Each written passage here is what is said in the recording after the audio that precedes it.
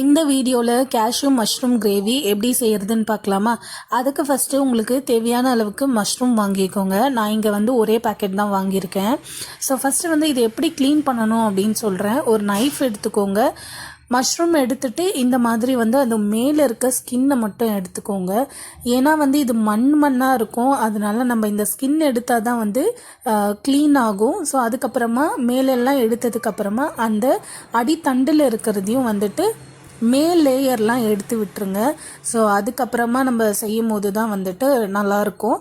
இப்போ இந்த மாதிரி க்ளீன் பண்ணிவிட்டு நம்ம திரும்பவும் இதை அப்படியே யூஸ் பண்ணக்கூடாது. தண்ணியில் ஒரு 2 வாட்டி வாஷ் பண்ணி எடுத்து வச்சுக்கணும். மஷ்ரூம் வாஷ் பண்ணதுக்கு அப்புறமா அதை கட் பண்ணி வச்சுக்கோங்க. இப்போ இங்கே கிரேவிக்கு கடாய் வச்சுட்டு அதில் எண்ணெய் ஊற்றிக்கோங்க.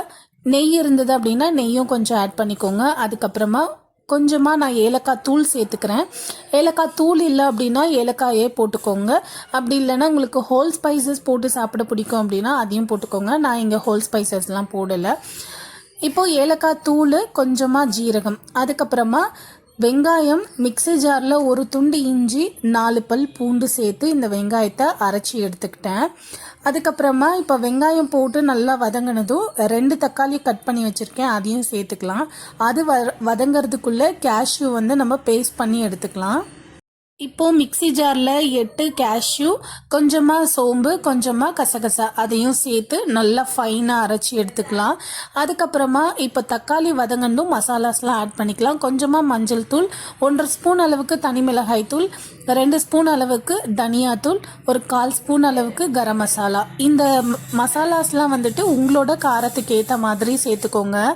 இப்போ மசாலாலாம் சேர்த்ததுக்கப்புறமா நல்லா வதங்கி விட்டுட்டு ஒரு 1/2 டம்ளர் அளவுக்கு தண்ணி ஊற்றி எண்ணெய் பிரிஞ்சு வர வரைக்கும் வெயிட் பண்ணலாம். எண்ணெய் பிரிஞ்சு வந்ததுக்கப்புறமா நம்ம கட் பண்ணி வச்சுருக்க மஷ்ரூம் அதையும் இது கூட சேர்த்துக்கலாம்.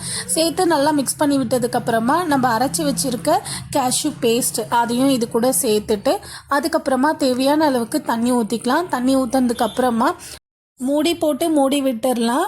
ஒரு 10 நிமிஷம் வரைக்கும் இதை நல்லா மீடியம் சிம்லேயே வச்சு வேக வச்சுக்கோங்க. மஷ்ரூம் வேகிறதுக்கு நிறைய நேரம்லாம் எடுக்காது. ஒரு 10 நிமிஷம் வெந்தால் போதும். இதுக்கு தேங்காய்லாம் ஊற்றணும் அப்படின்னு அவசியம் கிடையாது. நம்ம வெங்காயம் அரைச்சி ஊற்றுறதால குழம்பு நல்லாவே வரும். அவ்வளோதான். 10 நிமிஷம் கழித்து இறக்கும் போது 1 ஸ்பூன் அளவுக்கு கீ, கொஞ்சமாக கொத்தமல்லி சேர்த்து இறக்கிக்கோங்க. இந்த வீடியோ பிடிச்சிருந்தா லைக் பண்ணிக்கோங்க, சப்ஸ்கிரைப் பண்ணிக்கோங்க. பாய்.